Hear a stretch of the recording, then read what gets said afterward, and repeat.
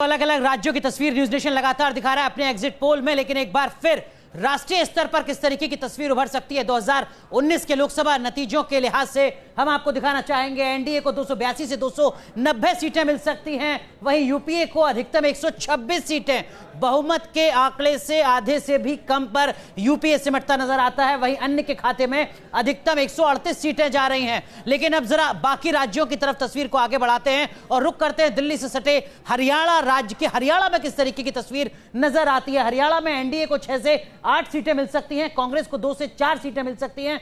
INLD, JJP, आम आदमी party, बाकी जो तमाम राजनीतिक दल हैं, खाता तक नहीं खुलेगा किसी और का हरियाणा के आगे। अब रुख करते हैं पंजाब का। पंजाब से ही टूटकर किसी दौर में हरियाणा अलग राज्य बना था।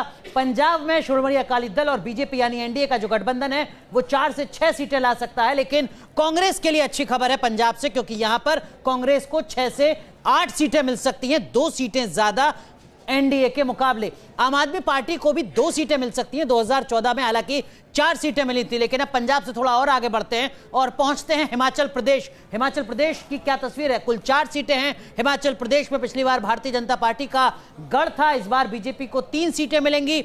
1 सीट पर भारतीय जनता पार्टी को नुकसान हो सकता है, यानी कांग्रेस के खाते में 1 सीट जा सकती है। लेकिन अब बात करते हैं जम्मू कश्मीर, वो सूबा जो 2019 में सबसे बड़े मुद्दों में से एक मुद्दा रहा है, आतंक के मोर्चे पर, सुरक्षा के मोर्चे पर। जम्मू कश्मीर में बीजेपी के खाते में 2 सीटें जा रही हैं, कांग्रेस के खाते में सिर्फ 1 सीट, नेशनल कॉन्फ्रेंस के खाते में भी सिर्फ 1 सीट और पीडीपी के खाते में भी 1 सीट। लेकिन समझना दिलचस्प है कि 1 सीट जम्मू कश्मीर में अन्य के खाते में जा सकती है, तो वो राज्य कौन सा होगा, ये वो पॉलिटिकल पार्टी कौन सी होगी, ये भी देखना होगा। लेकिन अब जम्मू कश्मीर से एक साथ हिंदुस्तान के नक्शे पर पूर्वोत्तर की तरफ जाते हैं और उत्तर पूर्व में क्या कुछ स्थिति, असम को थोड़ा अलग रखते हैं। बाकी जो तमाम राज्य हैं, 6 सीटें एनडीए को मिल सकती हैं, 3 सीटें कांग्रेस को मिल सकती हैं, जबकि 2 सीटें अन्य के खाते में नजर आती हैं। लेकिन पूर्वोत्तर का सबसे बड़ा सूबा असम का रुख करते हैं। असम में किस तरीके की तस्वीर नजर आती है।